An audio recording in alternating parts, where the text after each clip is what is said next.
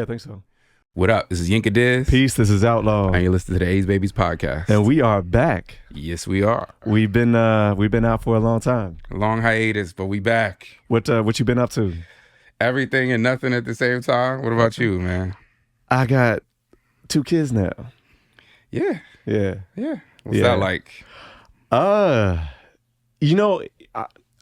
This will actually come up in the podcast in the episode as we discuss the topic for today, but it's like the same day over and over and over again, which doesn't necessarily sound as, I don't want to make that sound as bad as it seems, but if you're a parent, you kind of know, like, a routine is so important for your kid. Right. And so just like having to get up and just knowing all the things that you have to do. But then at the same time, as we discussed earlier in the week, like you could just have random curveballs that just come out of nowhere. Yeah. And just having to like think quick on your feet.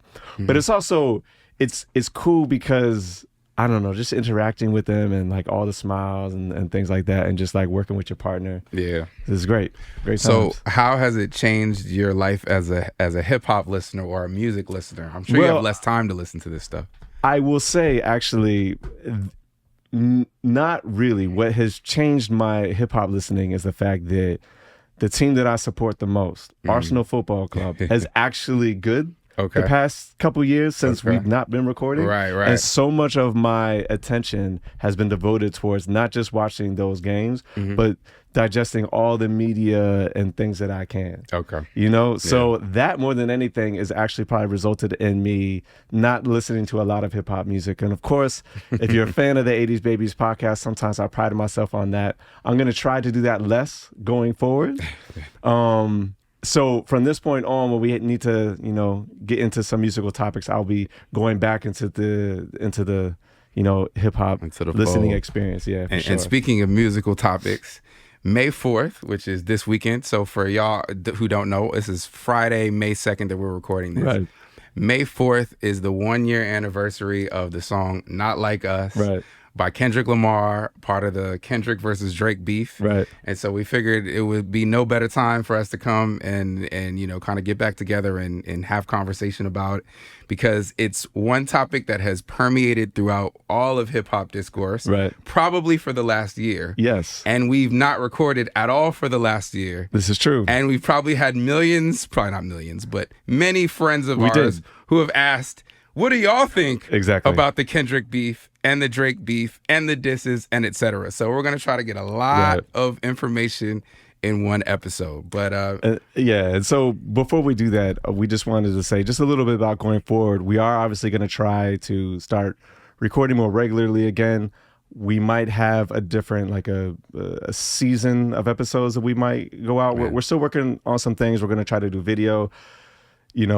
If we don't do the drops regularly in the immediate term, just know that they are going to come. We're going to, start recording and releasing more regularly again, like I said. Also, we're going to have some more regular contributors. So first one, very well, is Panama Jackson. Right. Back by popular demand.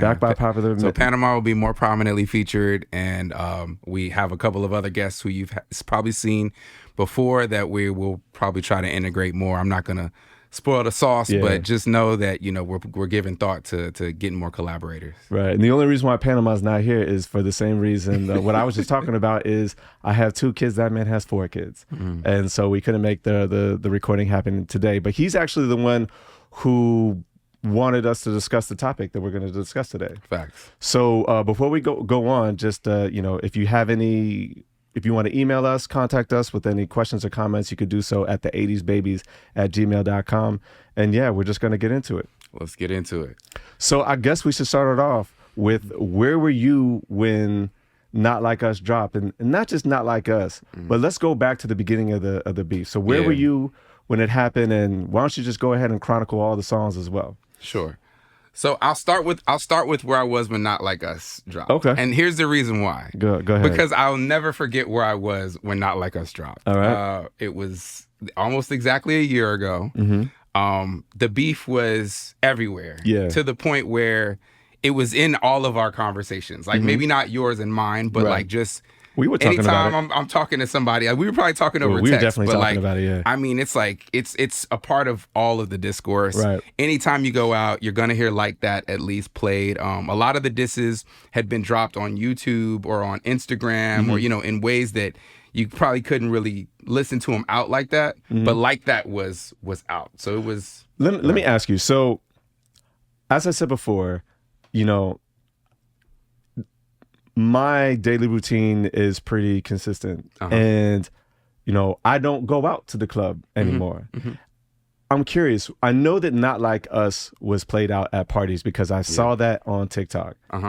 What about the other Beef songs? Were any of those songs ever dropped in the club or lounges or anywhere where you went out to socialize? Like That was played everywhere and still is. All right. Like it's kind of because I mean, you know, Future is played out a lot. Right. You know, Future is a darling of the club scene, right? So anytime Future comes out with something, you know, let's go. Right. And then it's like not only is it a Future song, but then you've got a Beef, you know, verse that's in it, and it's Kendrick. He's clearly talking about Drake. Yeah. Like, so yes, that was and is still like a club staple. Okay.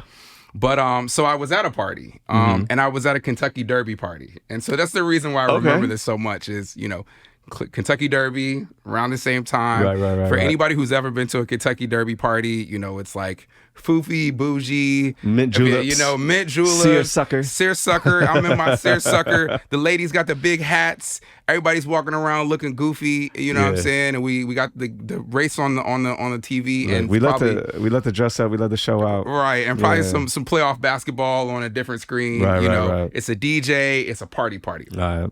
I'm in the party. And that day, another Kendrick diss had dropped earlier that day, right? So that's what happened. It was all within the the same period of time. So I'm actually looking at this thing that kind of chronicles it, right? So because he dropped like 2 back to back before we even had a chance to enjoy the first one. He drops the second one. So we'll talk about this a little bit more when we kind of go track for track if we do that, but. On May 3rd, 2024, 616 in LA by Kendrick Lamar drops. Right. I remember where I was when this dropped because I was in my car and I was like trying to pull it up so I could listen to it in my car. So 616 in LA drops. May 4th, Family Matters by Drake drops. Meet the Grams drops by Kendrick Lamar. Like he steps on his work immediately, right? Like Family Matters drops, Meet the Grams drops. If y'all have heard this song, it's very somber. It's a slow Alchemist beat where this man raps from the persona of all of his family members and just tears his whole life to shreds. Cool, but you know, not something you would hear in the club. Like, you know, fairly just, you know, somber and low. So the burn was already there. We probably got to this horse race shit and we're just talking about this as homies until the music, you know, really got going. So I'm at this party and Not Like Us comes out, and I'm looking at my phone. I'm in the party. I'm looking at my phone, and I see Kendrick just dropped something. So I immediately, and the reason why this is funny is because there's a specific bartender. It was a black lady, and she was cool. She was hitting us with the heavy drinks. All right. So I had just seen this lady 2 minutes before that, right? So I come running back to the bar, right? I got my drink in my hand, and I'm running all the way back, and she's looking at me like, "Bro, you can't be that thirsty that you need another drink like this bad, you know?" So she's like, "Yo, are you good?" And I got my phone to my ear, like I'm like, and then I realize that I have my AirPods in my pocket. So I pull my AirPod out, I got my AirPod in, I'm like trying to listen, and I hear it, and I'm like, okay, oh, he's done. Like, and I'm at the bar. You knew right then and there. Yes, and everybody at the bar is looking at me like, yo, what are you doing? Like, are you taking a call? And I'm like, nah, like. I was like, yo, Kendrick just dropped and it's a club song. And they're like, so then I'm like, okay, he's kind of got at him from both angles. Like, you know, and it's within 24 hours, you know, of the situation. So, I'll just never forget that. Hearing it there, nobody else at the club was thirsty enough like me. It's a shame you couldn't get the DJ to put it on. That would have been sick. I mean, how was he going to get it? I think of something. But yeah, that's where I was. I was at this party, and I heard it at the bar. I'm listening to it with my AirPod, and I was just like, oh yeah, no, this is a problem. Like, because he's taken away the thing that Drake says that he can't do or that he doesn't have. This is true. In two ways, and we'll talk about it more when we talk about the track. But in way number one, the catchy outside club hook records that, you know, Drake says that you can't make, you make them. But then additionally, a credibility thing. Part of Drake's whole defense against Kendrick was, I'm more outside of LA than you. Like you don't know about what's going on locally. Yeah. And anybody who knows LA music, and I guess y'all probably know it a lot more now since GNX and all this stuff, but like that's what LA sounded like at the time. Right. And Kendrick was making a lot of music that was more jazzy and more organized noise, more like his production was just a lot more worldly than LA. Right. But this song was decidedly the sound of LA. And I feel like those were the two angles that he like, you know what I'm saying, hit Drake with but on the record. But yeah, where were you? My story is far less exciting. Essentially, I was just at home. But the thing here is that my wife is the one who put me onto a lot of this stuff. Now, as I mentioned before, we were discussing this in our text chat, you, me, and Panama. But my wife, because of a certain class that she teaches, she got on TikTok. So she's just always just following stuff. And she sometimes keeps me up on the culture with some of this. Yeah. And as soon as the first beef dropped, and I don't even remember when it was, but these think pieces and song clips were coming out and reaction videos, and she would just send them whenever she was interested. And my wife hates Drake. Okay. Hates Drake. I was gonna ask like what specifically about this what she was interested in. She likes what was her angle? Kendrick. She thinks Kendrick is cool, and she's not really into hip hop music like that. But there's still just certain, I mean, you can't really escape it. It's in front of you. Yeah. And so there's certain people like, oh, I like him, I don't like him. Right. She likes Kendrick. She hates Drake. She hates everything he stands for. She hates the way he looks, the way he dresses, the way he sounds, the way he raps, the way he sings. Have you seen that? She doesn't think any of his bars are quality at all. Have you seen that video of DMX on the Breakfast Club where they ask him what he thinks about Drake? No, which one? No, this is exactly what you're saying. What it is. It's like they ask him like, "Yo, yeah, have you heard about Drake?" Because Drake was big at the time. This is like earlier on Drake. Basically, I think the reason why she started following this beef closely, not just because of the content creators, but the song itself, Euphoria. I think that's the one, and forgive me for actually not being intimately familiar with every single beat track. Obviously, I know Not Like Us, right? But which is the one where he talked about, like, I hate this about you. I hate the way that you dress. Yeah, like you a bad bitch and all this other stuff. Is that Euphoria? I think that is Euphoria. Yes. That song and that verse, I think, just touched her soul so deeply. And from that moment, she was hooked. So every single time something dropped, unless it was like Drake, she didn't send me any of that stuff. Every single time Kendrick dropped something, she sent me the song and then all the think pieces, like just boom, 3 in a row. And if you're in a relationship with someone who likes to send you things, y'all know exactly what I'm talking about. My text messages with her were just inundated with this entire thing. So I actually heard the hard-hitting line, the try to strike a chord that was probably A minor. I heard that before I heard the rest of the song because of some little clips that she was sending me.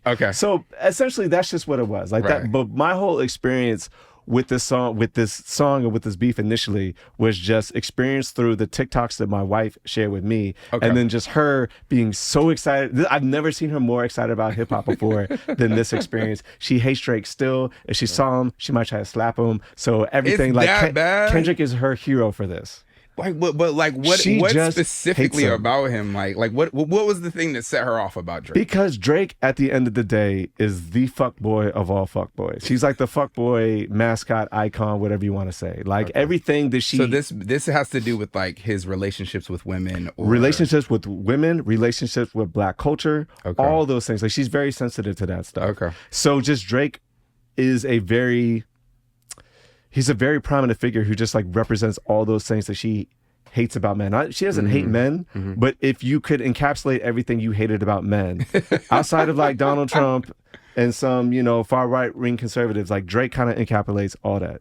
And so, that's so interesting. Yeah. So that's basically, though, like I said, it wasn't like some kind of experience outside at a cookout or whatever. Or it was just my wife sharing all this stuff with me. Yeah. So she was up to date on, it's like as soon as it dropped, she was up to date on all that stuff. Yeah. Yeah. And that's fascinating because, like you said, I mean, you mentioned kind of being in and out of it. This was a beef that went kind of fast in terms of the way, how quickly the record, like once they came, they came like back to back. But, if you're not like really tuned in, you probably only really know the tent poles, right? Like that, Not Like Us, and maybe one of Drake's 3, records that he dropped. Yeah. But it sounds like you kind of were, due to kind of the TikToks and the different opinions, you were kind of clued in all the way at all the different steps of the beef. Yeah, and like I said, I don't even think I heard every single song. Okay. I certainly, if I did, I didn't listen to them like more than once. Yeah. With the exception of Euphoria, maybe Meet the Abrams, and then obviously like Not Like Us, right? Yeah.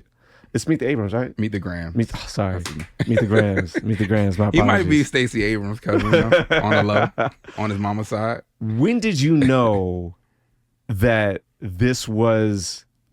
When did you know that Kendrick was going to go this hard? Like this is not going to stop. Like, because it was a first person shooter comes out, right, and then Like That comes out, right, and so I'm assuming that you knew it's like, okay, well, Drake is going to have to respond. Yeah. So wait, remind me. So after Like That comes out, does Drake respond again, or does Kendrick put Euphoria? Drake responds twice. I mean, okay. So he does the push-ups, the drop and give me 50, and then he had something called Tailor Made Freestyle, which we talked about, which was like him rapping from the perspective of Tupac, telling Drake Kendrick to end Drake. Is that the one that did he use AI for that? He used AI. Okay, so do me a favor and our listeners a favor as well, in case they need a recap. Can you go through and just chronicle all of the ordering, everything starting with first person shooter, and just real quick synopsis on the order of which these things came out. So I don't have a date for first person shooter here. We don't need just the order. But yeah, so first person shooter comes out first. Right. And that's relevant because we later found out that was supposed to be a song with all three of them. Right. And it was supposed to be them saying like, we're the big three. Mm-hmm. And that's why J. Cole keeps that line in there. We're the big three, like Muhammad Ali. Right. For some reason, Kendrick decides not to do the song, or just maybe doesn't get his verse in on time, whatever. He's not on the song. So they put the song out with just the two of them. Kendrick feels a way about the song with the two of them. I've heard different things about that. I've heard that like they took some shots at him kind of on the low with their bars just because they were annoyed that he didn't participate, whatever it was. But green light, he releases on this future project, his verse on Like That. Mm-hmm. And I've got the dates here. So March 22nd, 2024, Like That comes out. Okay. And when did first person shooter come out? That came out like a few months before, right? But yeah, it was probably like February. Okay. Yeah. Oh, so then Drake comes back with push-ups, right, drop and give me 50, largely about Kendrick's contract and how you'd have to pay X amount of money to even get out of your contract to make as much money as me, whatever. You're getting jerked by your label, all this other stuff. When is the J. Cole diss and retraction and apology? When does that happen? That I don't even have. And the crazy thing about that, the reason I don't have it is because that has almost been erased from the world and the memory. But yes, J. Cole was initially a part of this, and you're right. He puts his diss out, and then he said he was going to take it off of all streaming services and et cetera. He apologized. Smart move. Yeah, maybe. That's like a whole other conversation that we probably should have. But yeah. So Push Ups comes out April 13th, 2024. Mm-hmm. And yeah, again, Drake getting at Kendrick about, his label and all this other stuff. So then, Drake starts kind of leaking these little, like, I don't know, Instagram posts or whatever saying like, yeah, I thought you were the chosen one. Where are you? It should only take you 24 hours to respond, all this other stuff. So he's getting academics and he's getting all these people to run out here and try to force Kendrick off the ledge. Because in his mind, supposedly he's heard that Kendrick has these records on him already. Yeah, okay. And he's trying to get him to leak it out, because I think his camp thought that Kendrick was going to try to release an album on the back of a Drake diss. Okay. And he was trying to botch his rollout by being like, no, just put it out. Just put it out. Okay. So on April 19th, he comes out with the Tailor Made Freestyle. Right. And this has a verse from Tupac in Tupac's verse in AI, and a verse from Snoop in Snoop's voice from AI. Left it out there to mixed reviews. I have a lot of feelings about this particular song, which I could go on and on forever about it, but a lot of people view Drake as like the company man. Okay. And at the time, the concept of AI, whether it was BBL Drizzy a little bit later or all these other things, right? Like people were coming out with all these AI songs where they were taking somebody's voice and then making it into a song. And there was this thought process around like what the copyright law looks like for you taking your favorite artist and just making a song by them. Right, okay. I feel like Drake was Universal Music Group's guinea pig to see if they could get away with putting out music with somebody like a major person who has a catalog's voice to see what would happen from a copyright perspective. And I think that a lot of the backlash that came from it made them pull it down before they really got to do all the data collection that they wanted on, one, what the popularity of that was, and two, if there was a risk profile that would be, you know, associated from a litigation perspective with taking people's voices and just doing whatever they want. I hadn't even considered that, but it makes a lot of sense. Yeah. So, I mean, I think that was part of it. But then, of course, so Tupac's estate did eventually come out and be like, yo, what the fuck? Right. He pulled it down, but I think he largely pulled it down because it was very unpopular. Okay. Yeah, so he did that. April 30th. So 11 days later, Kendrick comes with Euphoria. Okay. And this says, a lyrical clinic. Kendrick dismantles Drake with surgical precisions over multiple beat switches. Right. Yeah. So that's the one you're talking about. So then a few days passed. I think that was the first one that really got my attention, at least in terms of what my wife had sent me, because you and Panama had talked about the AI thing. Yeah. We had a comment. This was in the text chat. Right. But I think it was just how much Kendrick hated Drake that caught my wife's attention, which then, of course, flooded my message box with all this stuff. Right. Okay, so then 616 in LA comes out on May 3rd, 2024. Yeah, that's a good track. It is. Yeah. It is. I think it's the sleeper of the pack. It's a really good song. Yeah, it's really good. But I think it might be the record that you have to be into music to like. It's got that jazziness to it. Like it's really cool. Yeah. I love it. That's a Yeek and Outlaw track for sure. And he also stole Drake's whole like timestamp thing, right? So that's the title in and of itself is like kind of a diss. Right. But then May 4th, 2024, Family Matters by Drake. And let's pause here for a second. It's actually a really good diss. It's the best diss from the Drake side of the house. Okay. And if it weren't for the way Kendrick stepped on it and then double stepped on it, I think it would be revered. Like people would be like, "Wow, that's a really good diss record." But I think he overplayed his hand with like the whole shooting a high major, motion picture music video for it, trying to get a van that looks just like Kendrick's mom's van, but it wasn't exactly the right make and model. Like I feel like he did a lot of major label stuff where a hip hop battle is like a dog fight and you're trying to like prize fight it. Okay. But yeah, so Family Matters drops. And all the Drake people are like, they're vindicated. Like they're like, see, we told you. He's the best. Like he's the greatest. And then my man doesn't even give him but a few hours. Meet the Grams drops by Kendrick Lamar, also on May 4th. Just hours after Family Matters, it says here. And this says, this is arguably the most devastating track, structured as a letter to Drake from his loved ones. Crazy. If y'all haven't heard Meet the Grams, press pause on this. Go listen to Meet the Grams.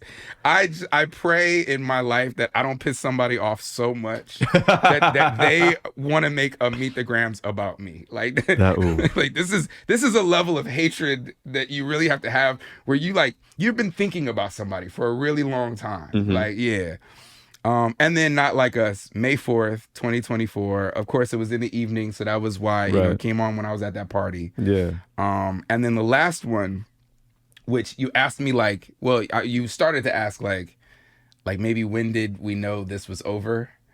When The Heart Part 6 by Drake came out on May 5th, 2024, I was also at a party, which probably tells you something about my life, and maybe I need to look at myself in the mirror. But the reason I remember that was because I was at a party, and we're all chilling and we're all talking about the beef. And I'm looking at my phone and I'm like, yeah, it's over, blah, blah, blah, blah. And I look at my phone and I go, hey, yo, Drake just responded. The dude who's DJing goes, what? So we mic up the aux. Okay. And we play The Heart Part 6 for everybody in the party. Yeah. And I remember just looking at everybody's face and they were all like, oh, nah, man, he's done. Nah, it's over. Like everybody, even the people that were on the Drake side, when they heard that song, it was almost like a white flag being waved. When do you think Drake knew he was in trouble? I don't think it was until Not Like Us. You think that was it? I think Not Like Us was when he was like, okay, like I have no more angles that I can attack this person from. Listening to The Heart Part 6, which lyrically is like, it's not terrible, but in terms of a diss track, it's like, you're pretty much saying that, hey, you had bad information. Why would you say this about me? And then he laughs at him. He kind of mocks him. And he's like, you've got 5 more of these? Like, bro, take it easy. Right. At that point, it's very clear to me. It's like, no, Drake is done. Yeah. And the fact that it's the last diss track in the sequence, but it's not the last diss track in the sequence. It's like no one cares about it. Right. Like the fact that Kendrick didn't even need to respond because his track became a hit was, I don't know. It gave me life. And you know, I know I got my shirt on today, but I don't have a whole lot of inside information. But one thing that was kind of moving around was that Kendrick may have either had more in the clip. That's what I understand. Yeah, and people were like, all right, like that's enough. The dude is done. He's on the floor. Just leave him alone. You know what I think happened? I think that obviously this has been a lot of pent up frustration with Kendrick. I think he wanted to do something like this for a while. Yeah. If you listen to First Person Shooter, it's really not that big of a diss. Like Kendrick didn't have to respond. That's true. He could have responded with like the way he had been responded with like little sneak disses. Right. He didn't actually have to do this. He had been waiting for this. I think it was one of those things where you just really hate someone and they just do something just like in the slightest and he just says, fuck it.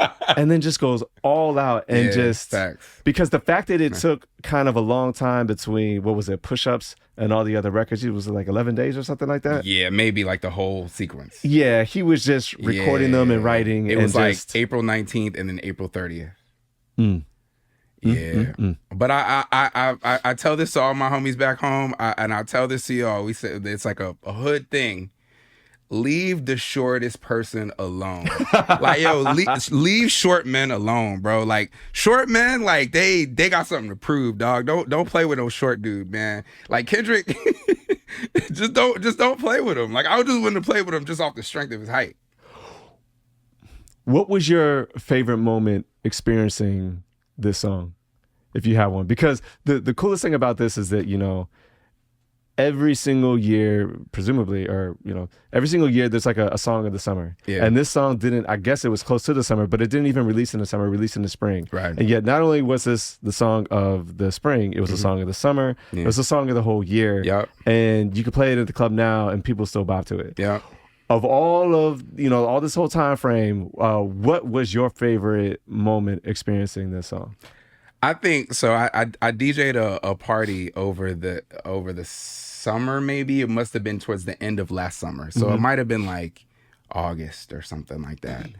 But whenever it was, I was DJing this party, and it was a party in the backyard. The homies had a party. It was kind of like a housewarming party for his crib, and it was a backyard party that was supposed to be a small gathering, but it just kept getting bigger and bigger and bigger. It was like all the homies would come through and be like, "Oh, yo, this is mad fun. Come through." And it just got bigger and bigger. Yeah, it was huge. Yeah. So I'm DJing this party and it's really big. And I played that song. And I actually had played it earlier in the night. Of course. But somebody came back and was like, "Bro, you gotta play that now." Of course you got to. Everybody's here now.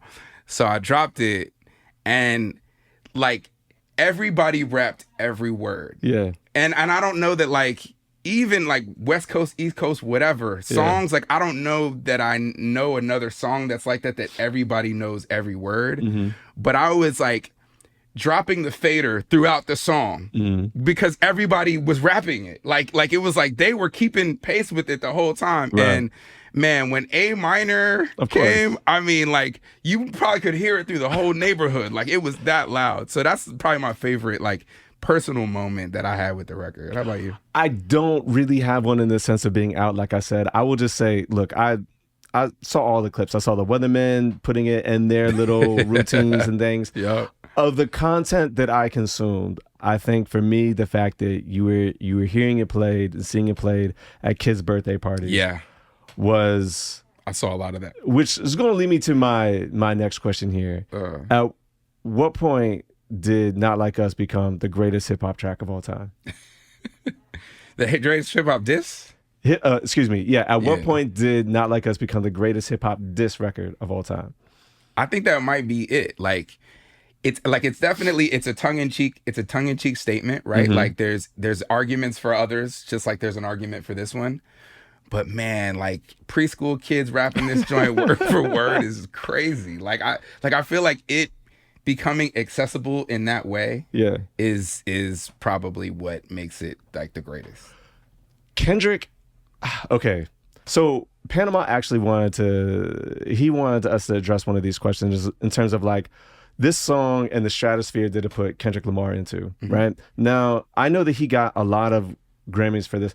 Did he get Grammys for the song or the album? What kind of awards did he get? Yeah, he got a lot of song ones. Did he get any accolades for his album?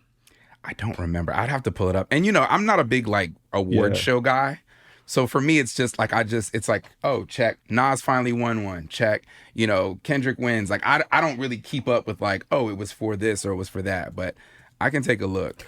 Because what I want to know is, let's say his album was praised critically by the masses, right?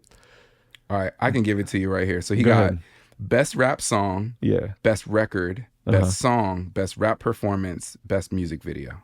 Okay, so everything is for Not Like Us and not necessarily for GNX. Is it Gen X or GNX? GNX. GNX, okay. Because I was curious, because I know that he also got some nominations at the AMAs, and I think he got some for GNX as well. Okay. Because what I'm curious about is, like, would people care about that album as much if not for Not Like Us? No, but like I don't know, because of the album itself, I don't know that it's such an aha moment, if that makes sense. Do you even think he releases the album if not for that diss track? I think he comes with an album. Do you think it's this album? Because I almost feel like he has so much momentum that he could kind of get away with a throwaway record. And I know that we were GNX comes out in November, right? Sometime around then. And I know that we were so excited for Kendrick, like just the whole momentum. Right. That anything he did at that point, we were just going to consume. But I do remember like talking to some of my friends and they were like, it's cool. It's like, it's not bad. Like I like a few tracks here and there. Like it's cool. But like everybody was still listening to it. And of course he's got like videos coming out. And then of course he's got like one of the best drops of all time. Mustard, right? Yeah, dope, right? And of course, the Super Bowl halftime show and all those things. But I'm curious if it was the momentum of Not Like Us that just allowed him to just, like, you know what, I'm just going to drop this even if it's not my best work. So I think he puts it out, but I don't think it sounds the way it sounds. Right. In that, I do think that Not Like Us was a direct response to something that Drake said about him, which was you don't represent the streets of LA, basically, right? And I think that GNX sounds like the streets of LA. Okay. And, the collaborators on there are niggas that are probably 15, 20 years younger than Kendrick, right? Like these are the kids that are out in LA right now. And I think he made an LA for LA's sake album. Yeah. Off the coattails of Not Like Us. Now, if he puts Not Like Us out and people don't really receive it so much because it sounds too West Coast, then maybe he goes back to Terrace Martin and he makes another To Pimp a Butterfly. You know what I mean? I think it kind of dictated the direction, but I still think he drops an album probably later in the year. One thing I noticed about Kendrick's last two albums specifically is that they're very topical to when they're released, and not just the year, but like the month. So it seems, like he's talking about things that like just happened like a week ago. Yeah. And so it does seem like this was something that was a response to the diss and not necessarily something that he would have been working on. Yeah, and they said that like he's a studio rat. Like he, even these diss songs that he put out, while Drake kind of tried to force him off the ledge and they said he had some of this stuff before, he was going back and redoing verses and changing things and stuff like that. Like they say he's kind of always in the studio. Where do you think, do you think this song put Drake into like a different stratosphere of where he was previously and where he is now? Like, what exactly did this song do for him, like right now? I think it entirely crippled him. Like, I think it's I'm sorry, I said Drake. I meant Kendrick. Oh, Kendrick? Yeah. I think this put Kendrick in another stratosphere. Because, you know, it's like he vanquished the biggest bully on the block, right? Yeah. And the biggest bully on the block was also really, really well loved. And so it gave him eyes that had not seen him before. And so I think, you know, it did multiple things for Kendrick. Now, do I think that this is the best thing for Kendrick's music? Yeah. Maybe not. Why not? Because now Kendrick has the curse that Drake had, which is Kendrick has more audiences to worry about than me. Okay. When Kendrick made To Pimp a Butterfly, right, you know, white kids in Nebraska didn't care about that music, but it didn't matter because Kendrick was making art for art's sake. Yeah. But now if you're Kendrick's label, if you're PG Lang, or if he's still collaborating with TDE or whoever, now you're doing projections on Kendrick, maybe in a way that you weren't projecting previously. And so now maybe, I mean, I think Kendrick does a pretty good job of keeping artistic control of what he's working on. But maybe there's a little bit more oversight of like, how do I make another song that's catchy enough that little kids are going squabble up, or do you think he's worried about that though? I don't think that he's worried about it right now, but I don't know that he's not worried about it later on down the line. I don't know if that would be a concern for him. And I also don't think that there's any like music exec that would even feel comfortable approaching Kendrick with like, hey, you need to make music that's going to target this specific audience. I don't think they're going to do that. I think this stuff changes minute by minute, because I think if you would have asked a year ago, if you would have told Drake, I want you to go back and make a club song. Yeah. We like Drake with the melodies. We don't like Drake doing first person shooters or whatever. Yeah. Drake would have looked at you like, get the fuck out my face. I'm Drake. But a year later, now that everything has transpired how it's transpired, like the circumstances are different. So the reason why I don't think it would be a big deal is because at the end of the day, I don't see Kendrick veering away from the formula that he uses in his mind to create his albums and his music. Okay. Right. And what is that formula to you? Just it's whatever it is for him. Okay. It doesn't. We don't need to talk about what that formula is, but just whatever was going through his mind when he did Good Kid, Mad City, To Pimp a Butterfly, Damn, Big Steppers. I didn't miss anything, did I? Untitled. You got the main. Yeah. Whatever goes through his mind, like his vision. I don't think that any exec can say anything that's going to disrupt his vision, right? I think that one of the reasons for the success of this song, obviously everybody was playing it, it was everywhere, but like, this is not even one of the reasons. Like that's the big thing I want to talk about is all the content that this song created. Oh yeah. But it's not even just that. It's like what's the follow up to Not Like Us? What's the bar that's the follow up to Not Like Us? I already said it.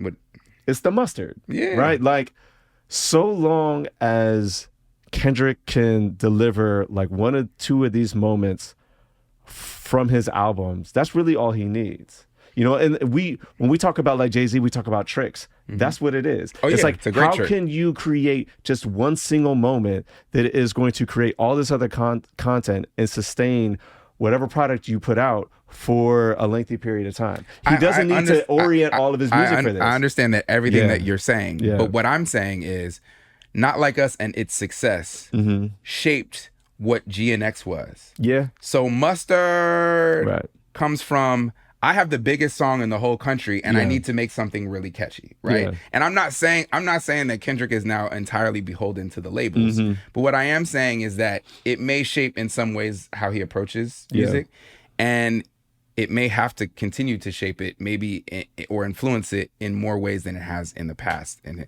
so like my favorite Kendrick projects are, you know, Good Kid, Mad City and Section 8, like he's never going to go back into that bag again, probably, right? Because he's making music for much larger audiences than what his audience was back then. That's what I'm saying. Were you expecting Kendrick to beat Drake at his own game? I don't think so. Not do you think the way he did. Do you think Kendrick knew he was going to do it? Do you think Kendrick knew that Not Like Us was going to hit the way it did? I don't think so. I think he knew in his heart of hearts that he was going to win. Mm-hmm. And I think that's the other crazy thing. I think whatever the other 12 records are that he had something for everything. Yeah. So one of them was gonna do what he wanted it to do, right? Yeah. But I just feel like there's no possible way you could know that Not Like Us was gonna do what Not Like Us did. Okay, so then before we get into the Drake side of this, and we can talk for hours about the Drake side of this, but one last thing for Kendrick for now is, like, what does this do for his legacy? I think that it's going to be harder for old heads to not put him in a GOAT conversation. But why is that something that we should be avoiding? I think it has been in the past. So people have talked about GOAT, and some people have thrown Kendrick's name in these GOAT conversations. Gotcha. And it's always been, he's too young, his voice sounds too crazy, he hasn't really done anything yet, et cetera, et cetera. I think it's going to get a lot harder to do that. With this, but both with the success of the album and this particular song. I'm going to offer my take, which I think is relevant because I think between the two of us, I would be considered the more curmudgeon-y hater person when it comes to new artists, right? Okay. So back before, I think I did like my top 50 MCs or whatever, I did like a tier list. And I think at the time, I might have even had Kendrick in like a tier 3 or a tier 2 in terms of like MCs, not necessarily artists. Right. I think at that point he may have came out with like Damn. But for me, it was still just about like lyrics, emceeing, flow, wordplay, all those things. In that timeline, you were saying that Kendrick was overrated. His lyrics don't really stick. He as doesn't an have MC. things. Okay. As an MC. Okay. So as an artist, like I think LL Cool J is in the GOAT conversation in terms of hip hop artist. As an MC, he's down the list for me. Gotcha. So in terms of Kendrick as an artist, I've always respected it. Because I've always liked To Pimp a Butterfly. Damn was cool. I did like Big Steppers, but like I always respected what Kendrick was able to do as an artist. As an MC, back then people were already putting him in the GOAT conversation as like hip hop MC. Hip hop MCs and lyricists. And for me, he doesn't belong in that. And I will say, even now, would he be in my elite tier? I mean, my elite tier, as you know, is Biggie, Jay-Z, Nas, and Andre 3000. Is Kendrick in there for me? I don't know. He might be knocking on the door. I still think lyrically, he hasn't given me enough bars as those other artists have. But what he is now is clearly in the tier 1 conversation. Clearly. That's, your Eminems, your Ice Cube, your Scarface, your Tupac, Rakim. Like, he's in there for sure. Yeah. No doubt about it. Once you get there, you can you can organize them however you want to. But I mean, he is solidly, no doubt, top 15 artist, which people, it's so funny. Like, I say that and people are like, oh, it's disrespect. It's like, no, it's not. There's a lot of good MCs that we've had. But without a doubt, in terms of artist, absolutely, he's going to be in the GOAT conversation. Right up there with Tupac. Right up there with LL Cool J. Right up there with Jay-Z, if you want to put Jay-Z in that conversation, which I think he does deserve to be there. Right? But yeah, he's there. And in terms of an MC as well, I mean, he's close. Yeah. He's close. So I don't have a problem with it. And I think between the two of us, I'm probably the person who would have had a problem with it. He's not as good as the 4 that I mentioned for me as an MC. But whatever, like, I don't know. My favorite thing about it, like where he is now in terms of like the pantheon of whatever, is on first person or like that, he says, fuck the big 3, it's just big me. And I feel like when he said it, I liked it. Like, I just felt like it was like putting your dick on the table. Like, it was audacious. But now it's true. Like, there is no big 3. It's Kendrick, and then those other 2 guys live somewhere below. How do you think J. Cole feels about that? I don't think that he likes it, but I think he knows he's not about that life. Do you think he got tipped to what was going on? Do you think someone got to J. Cole and be like, I don't think you understand what's about to come? Schoolboy Q said he told him. He told him what was about to come? Yeah, they were at Dreamville Fest or whatever, and he said he like kind of pulled them aside and was like, look, like, I don't think you understand, like, there's something going on between them two. Kendrick is taking this very seriously. Like, you think that y'all are about to go like do a little scrimmage, but he's taking it really seriously. Like you might want to just like let it go. Man. One last thing I'll say about Kendrick is, man, this is actually kind of a while ago. I remember like in 2016, which is like 8-9 years ago now. It's crazy. Mm-hmm. But I remember, someone on Facebook had posted like one of those like troll things that like is used to like get a lot of attention, but whatever. And it was just like, oh, which school is best? It's like old school, new school, and future school. And it's just like old school wasn't Curtis Blow. Old school wasn't Tupac or Biggie or Wu-Tang. Old school wasn't even 50 Cent. Old school was Kendrick and Kanye and J. Cole. I was like, what? Yeah. Like that's still the current, like Future was in that. Bro. Right? And obviously Future was in old school? Yes. That's hilarious. I don't know who, and then the other people who were in the new school and future school, like these were the folks that had like their names are spelled with uppercase and lowercase letters and symbols and things that grammatically make no sense to anybody. They were right? intentionally trying to piss you off. Yo, you look at their faces and it's just like tattoos and Skittles in the teeth, right? Like that was like whatever. The reason why I bring this up is because obviously whoever put that together, like it made sense to somebody, even if it's like a joke and I don't know if it was, but like it makes sense to somebody, right? Yeah. The fact that you can go to a kid's birthday party now, a 5-year-old's birthday now, and they just want to hear this because you know how kids do. Yeah. You know, was it the Old Town Road? What was the Lil Nas X? Yeah, was it Old Town Road? Yeah, yeah. These kids, like parents were talking about how like, oh my God, like I just have to listen to this song on repeat 10 times a day, right? Like it's just on repeat. Yeah. That's what it was for Not Like Us. Yep. Shoot, that's what it was in my house. Yeah. My wife listened to this song 10 times a day. I'm not kidding. Really? Every single time. That's funny. And she was just rap all the lyrics that she knew. Yeah. She was into this. I think Panama was saying the same for his kids. Yeah. Like Not Like Us and Squabble Up, I think. And so now, like, you can go to the R&B parties or what was the ones that they used to throw at Big Chief with Jamil? What was those parties? The set. You can go to something like the set and put on some like Soul for Real, and we'll be like, my love. We haven't heard that song. Like that song hasn't been relevant in 30 years. Right. But we could put on the whatever, all the my God. Before I Let Go or something. That's like actually the one I said. Before I Let Go. Yeah.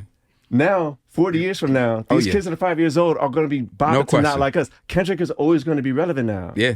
Always. Yeah. So, like, with that put in, like, yeah, like, fuck hip hop. He's been, like, goated musically now because of this. Like, if you take Not Like Us out, he's still in my tier 1 of MCs. Yeah. For sure. Yeah. Like, everything he's done before that, like, obviously I had to respect it, right? But like you put Not Like Us in there, and now he's in there with like the fucking Beatles. He's in there with Elvis Presley. I'm not kidding. Beyonce, Michael Jackson, like that's where he is now. So you and I talked about this off mic, but would love to hear it on mic. So what's your favorite like lyric or part of the song? Because there's so much there. Well, I mean, the obvious one is the A minor, right? Yeah. Yeah. I mean, can you think of another one? I have so many, but my favorite is freaky ass nigga. He is 69.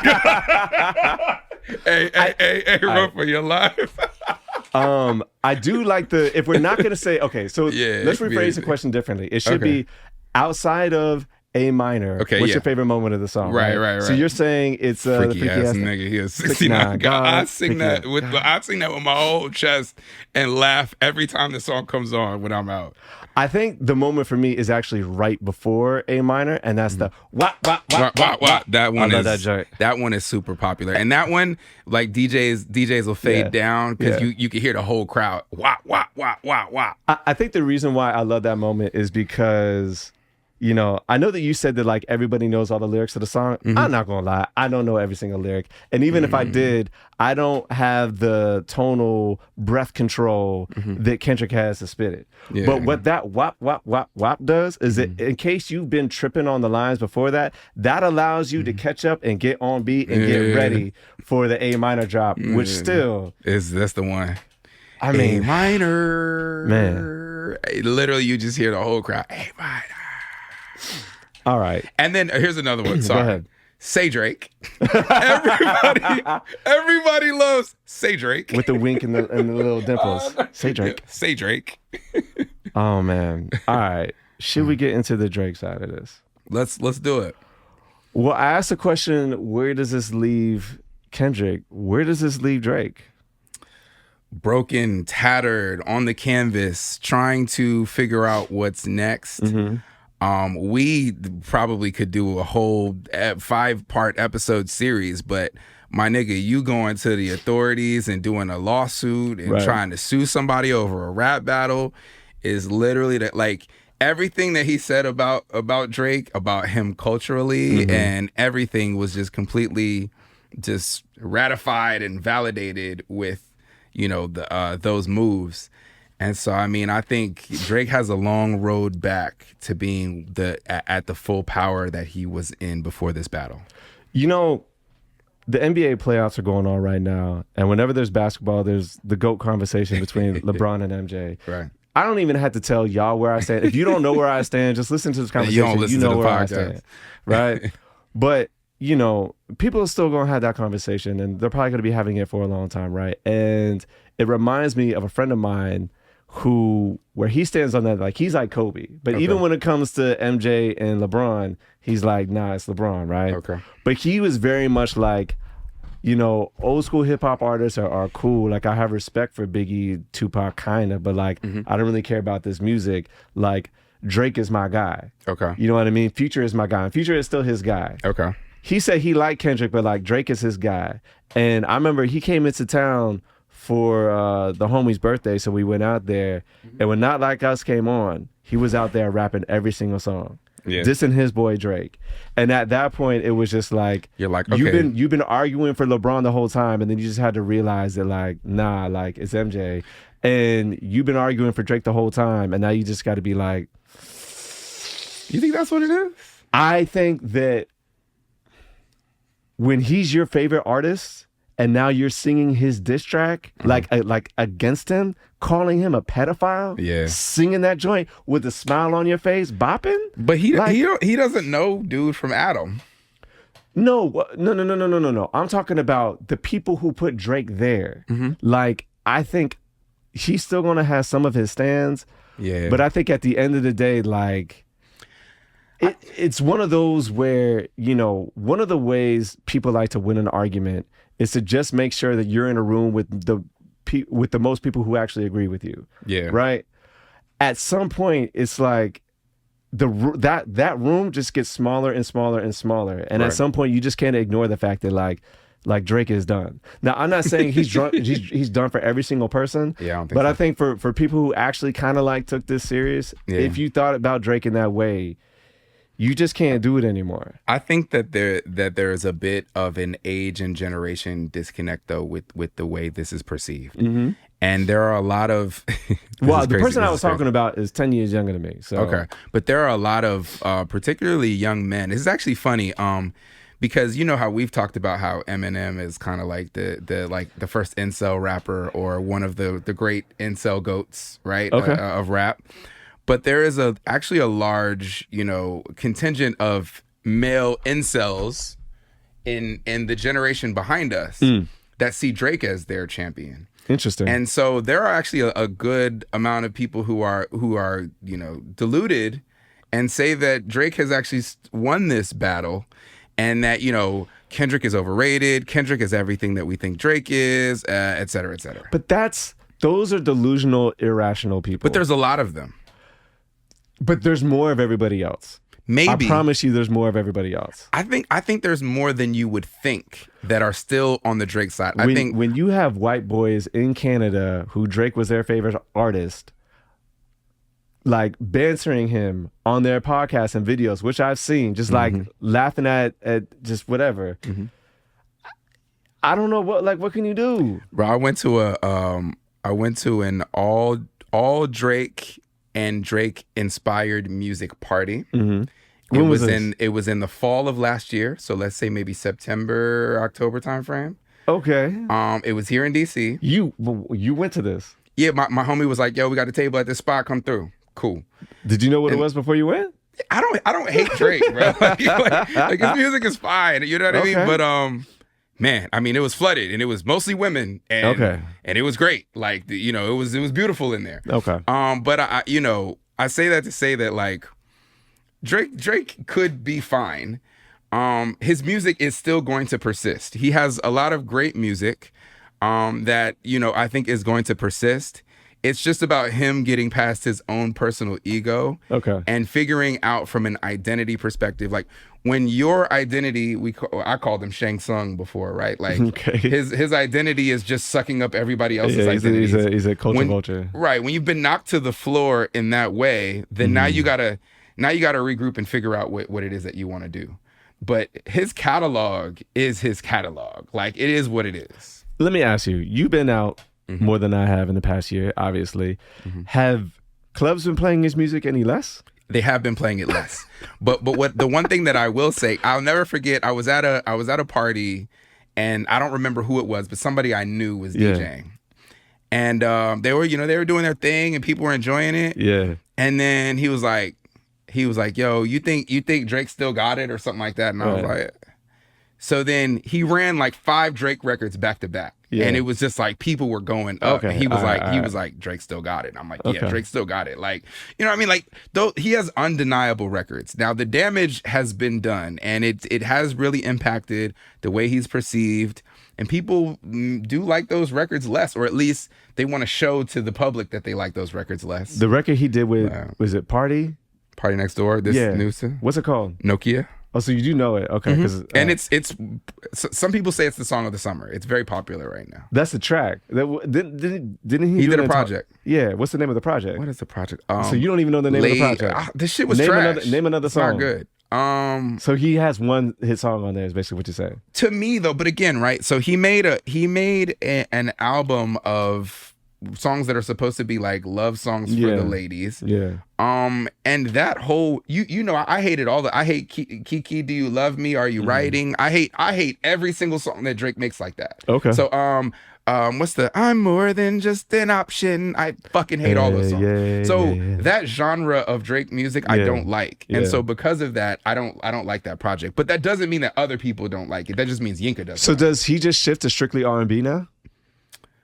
I think he should shift to a softer tone. Do I think he will? No. But how does he come back and try to sound hard after this? So so on that project, right? Some Sexy Songs for You. That's what it's called.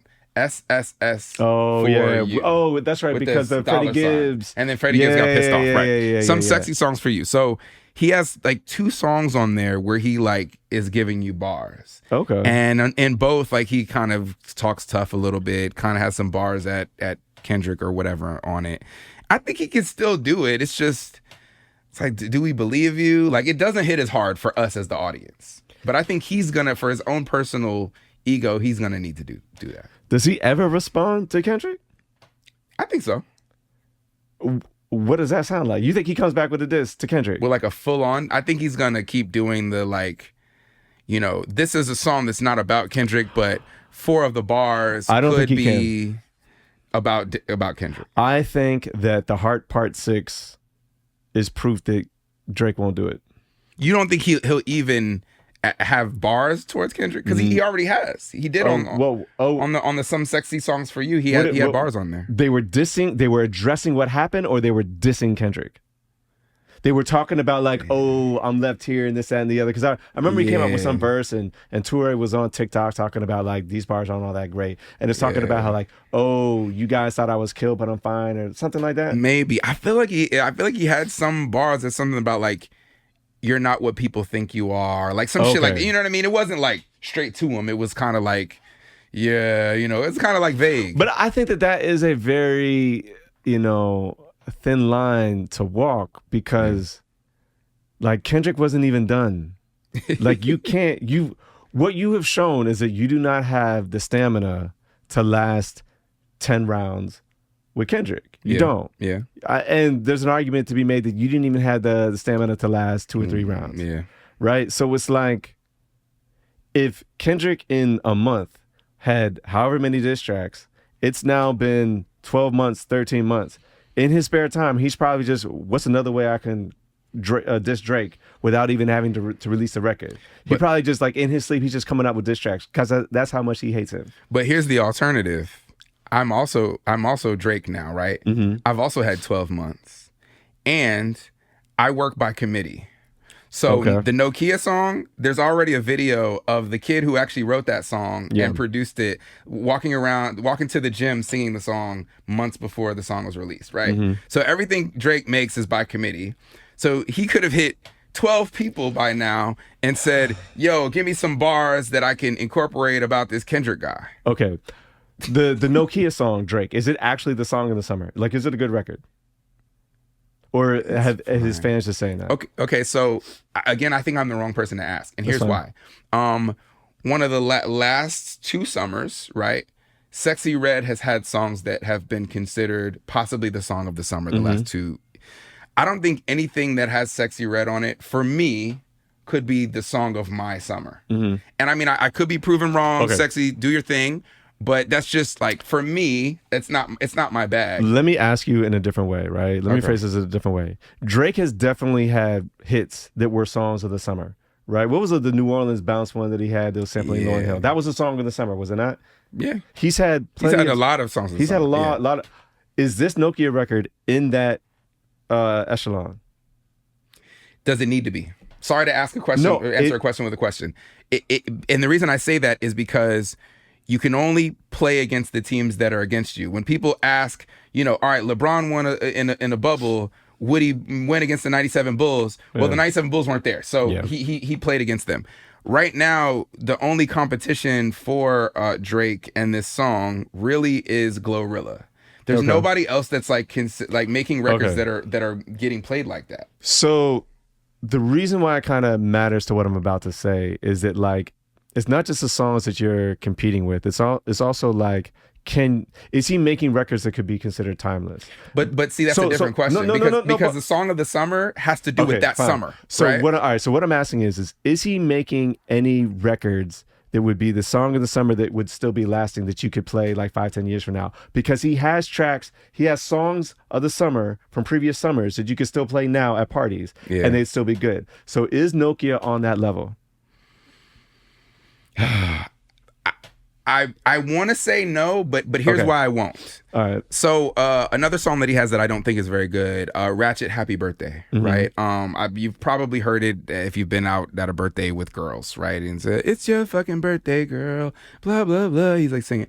I think that shit is fucking ass. Oh, that's from the past, right? From way back. Oh, that's from like Scorpion or... Yeah, that sounds right. Yeah, Scorpion. He had that track. So that's like 10 years ago. Was it Nonstop? He had that record. It was on the same project. I like that Nonstop. I like Nonstop still to this day. It's one of my favorite Drake records. But so that record has stood the test of time. I go out and if it's a girl's birthday, that song gets played. The song is ass. So to me, it's ass. I see what you're saying. So like the Nokia song, I could see in this baby girl, let me see you do your dance with your homegirl. This shit sounds corny to me. All right. But so they might like it in 10 years. I think that is also something that caters to a specific audience. Yes. Right? All right. Yes. So where I was going with this is I think the next time Drake actually comes out with a record that hits all the audiences the way his best records have done, I think Kendrick comes out with a diss to take him down. That might really happen. Like it might happen. If Kendrick is as petty as I hope he is, that's the move. Well, they say that Drake has an album that's coming out this year, right? The album is, I don't know if it's done, but it's like it's formulated to a point where the label has put it on their calendar. Yeah, so he's coming out with something this year. So Drake does his releases on Friday, right? Okay. Kendrick's drop is Saturday morning. The Saturday morning. Like that's the move. It would be great if he did. It would. I would personally want to hug Kendrick if he did it. But seriously though, like if you hated Drake that much, wouldn't he do that? It seems like a smart thing to do. And here's the thing. Does he still care about him, or is it I whipped your ass so bad I'm not even thinking about you? Well, so what I'm saying is that is the risk. It's always there. Yeah. Like from this point forward, Kendrick is always going to be Drake's boogeyman. Unless Drake actually gets back in the ring. He shouldn't. He shouldn't. He won't. But unless he like, you're right. I think that is his only way out of this. I don't think it's coming out with hot music. Oh, you know what I mean? I don't agree with that at all. But the reason why is because, like I said, I think that the threat of Drake always just putting him back down in his place is going to be there. If Kendrick actually has a dope diss track that's also a club record, that's a fire club record, like Not Like Us, that threat is always going to be there unless Drake actually comes back and starts swinging proper, which he won't. I think that Drake still can do something that Kendrick can't. Which is? I think that while Kendrick does have Luther and some of these other records, I think that Drake's style for the ladies and Drake's ability to create really big records, big outside records, is outside of the general wheelhouse of what Kendrick is. And I'm not saying that Kendrick can't stretch and do those things. Yeah. I'm just saying, like, if Kendrick's just in his factory making the toys the way he normally makes them, that's not his bread and butter. Yeah. Like it is Drake's. And I think if I were Drake, my strategy would be to stop being a dick and sleeping with other people's girlfriends. Because literally, like, the reason why Drake was the darling of the industry when he was because he was making hit records and giving them to other people. Okay. So, Stay Scheming. Here you go, Rick Ross. Here's a hit record. Yeah. You know, Future, here's a hit record. This person, here's a hit record. So you knew you could come to him for your hit. Yeah.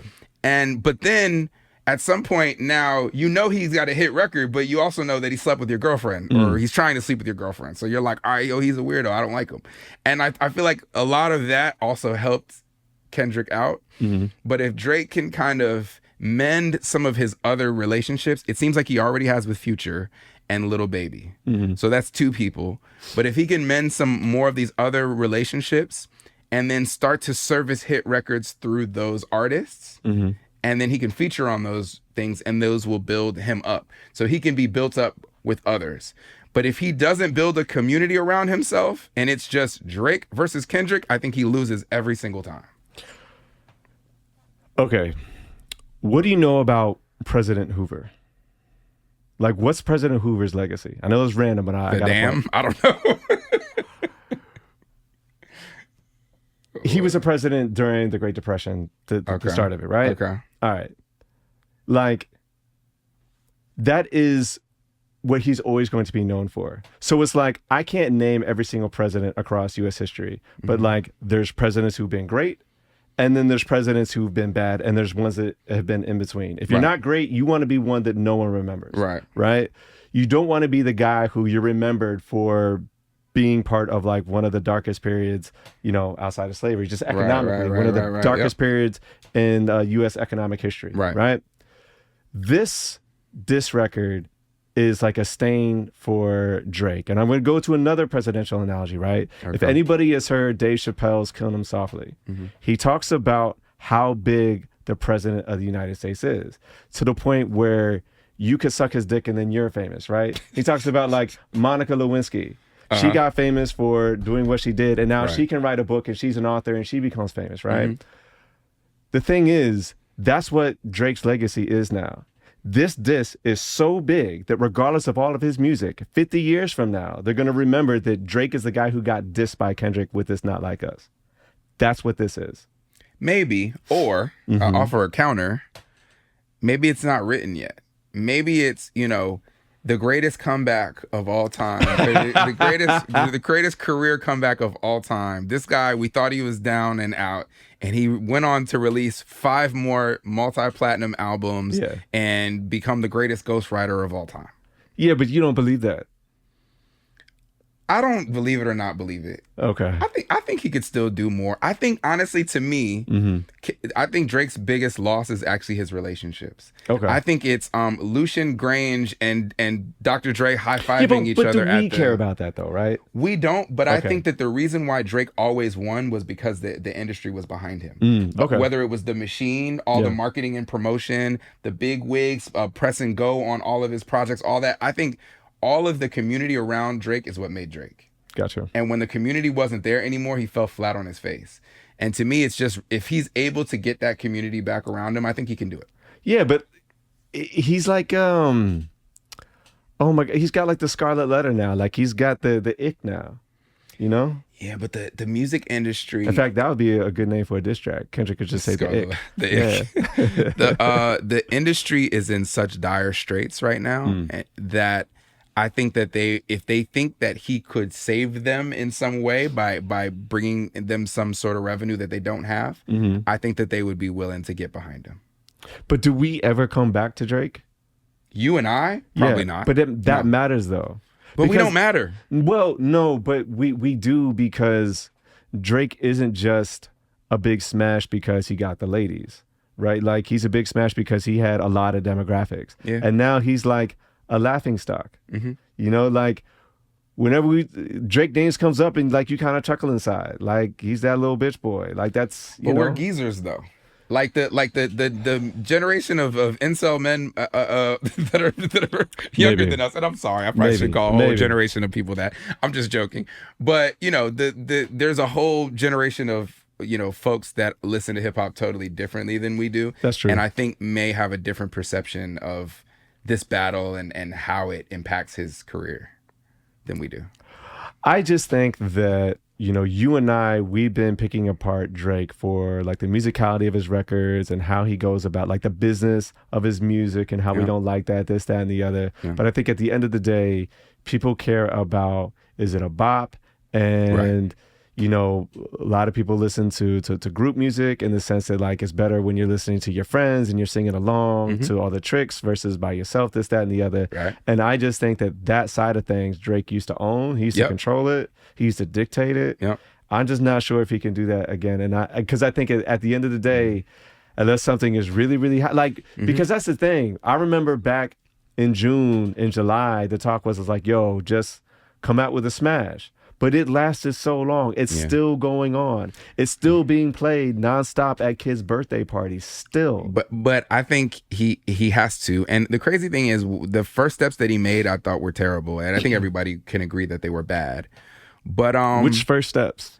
He made a song that he said was like a parody song, like Wagwan Delilah. Oh yeah. Oh my God. Yeah, he was just doing stupid Why'd stuff. you do that? Exactly. So, but I think this last move, I thought was kind of stupid and dickish, but now I think may have been really shrewd, which was put out an album under somebody else's name so that if it fails, then you can say that they failed. And if it succeeds, you can succeed. So the LeBron move.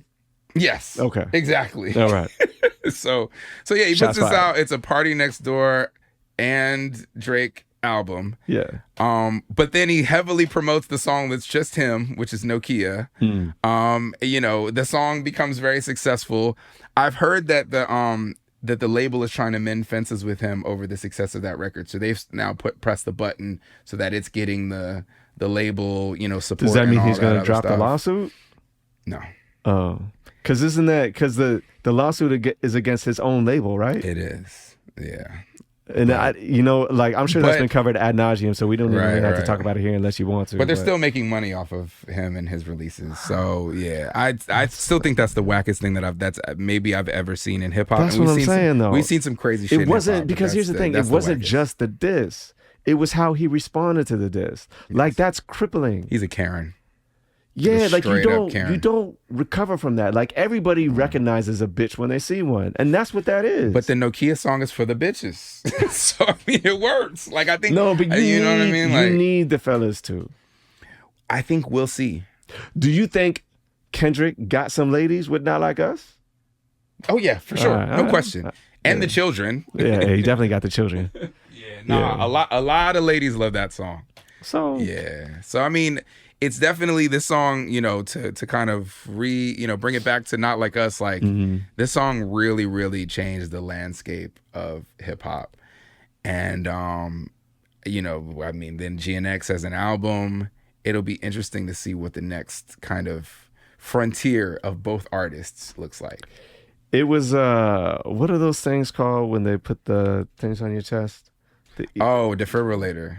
Like, it was the shock, whatever. Like, it was a jolt that hip hop needed for sure. Yeah. I mean, I've been saying for a while that I think hip hop has gone stale, but like, I needed the record. You know what I mean? It gave me life. Hip hop needed it for sure. And I think the other thing too is that, and I know this conversation has been kind of had, but like, the fact that like people were saying, I was saying in some texts that like the fate of hip hop actually is in the balance here, because if Drake wins, then hip hop as we know and love it is like is dead. That's fair. But if Kendrick wins, then it's just like, nah, that is a huge win for the artistry that we grew up with, that we want to remain. Yeah. And so, you know, I think that, you know, Kendrick, his legacy is cemented, but I think that I would hope that in terms of perception, how the masses view these two artists, I would hope that because, you know, even if you still like Drake, I think you still have to recognize that Kendrick is now really elevated. And I'm hoping that people can see him high on his pedestal, on that platform that he's built for himself, and recognize all of the other beautiful things that he's done, because it's not just Not Like Us, it's all his other music. Yeah. And I hope that that provides, you know, a reference point for other artists to be like, nah, let's be more like Drake. Let's be more like Kendrick. Let's be more about the culture, about the people, and about like this beautiful music that we can make. I'd hope so. Yeah, we'll see. We'll see. You know, man. I'm not sure if I had that much faith in that, but like, if there was any chance, like Not Like Us helped create that. Yeah. And I think, you know, to your defibrillator point, I think this whole beef actually was like the defibrillator for hip hop in some ways. Because like many things happened. You know, 2 of the Kendrick records were mostly over just like soul samples, and he's just rapping like that's like some Wu-Tang type shit. You know what I mean? Like, so even just his approach to making these records that got a really high level of visibility was one thing. Also, the way that they released them. I think there was a little bit of a label battle going on that I don't think we've all the way understood and digested. But the fact that they were putting songs out straight to Instagram and straight to YouTube, and you know, they were bypassing the DSPs. So they were not servicing these records to Spotify. They were not servicing these records to Apple Music. The major labels have deals with these streaming services so that the revenue all comes back to them. Right. And so they were bypassing these revenue channels so that the revenue was going to different places. So I think they were fighting this battle on multiple different fronts. And I think those things really probably advanced hip hop as well, just in terms of, you know, how we can own more things, own our masters, own things more, and make more revenue personally from them.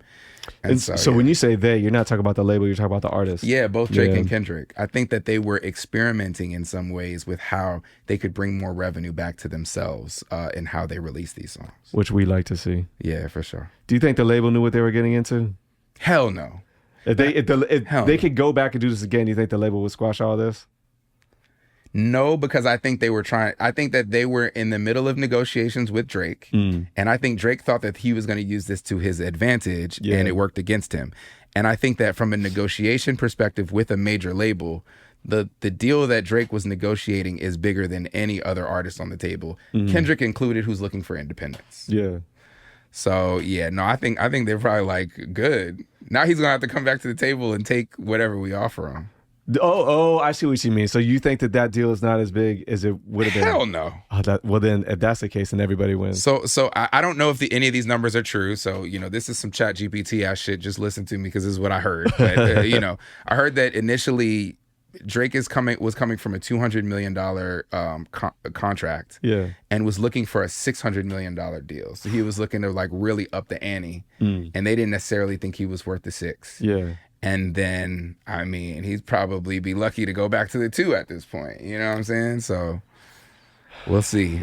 Got you. Yeah. All right. Well, do we have anything else to discuss on this? I think we did it to death. Hold up. I did have like one question from Panama, but I feel like we answered it. Okay.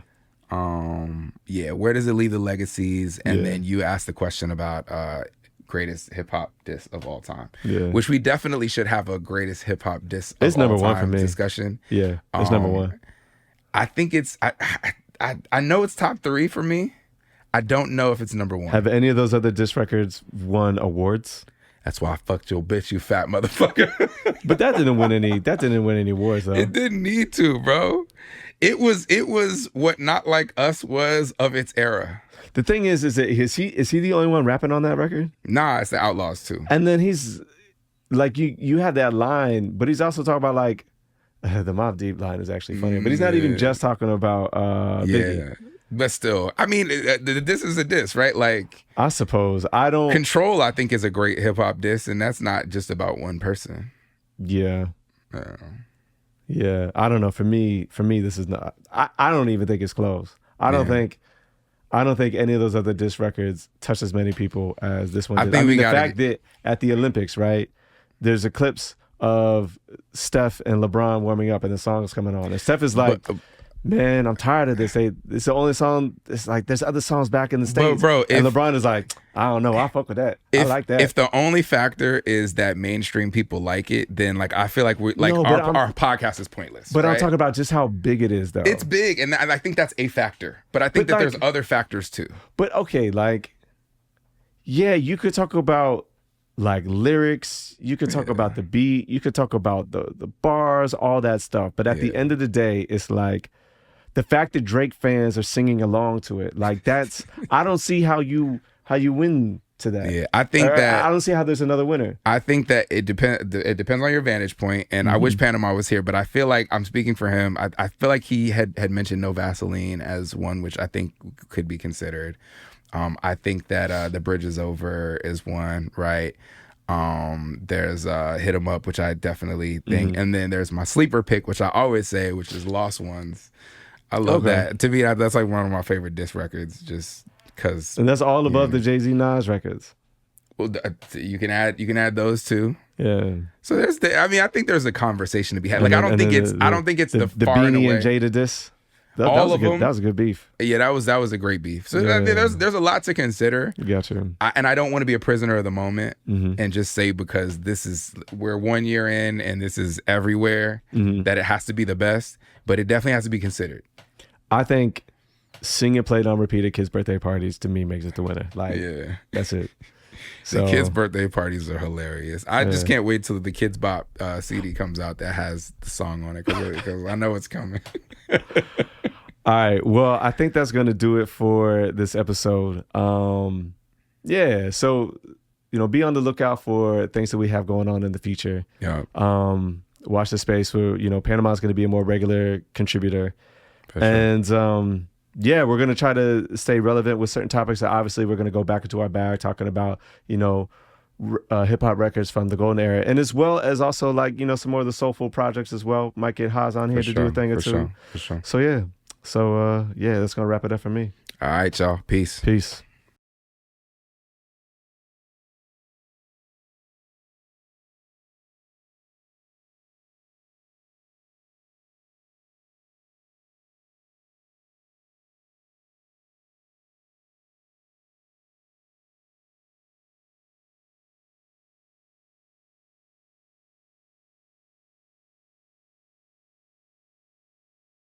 A routine is so important for your kid. Right. And so just like having to get up and just knowing all the things that you have to do.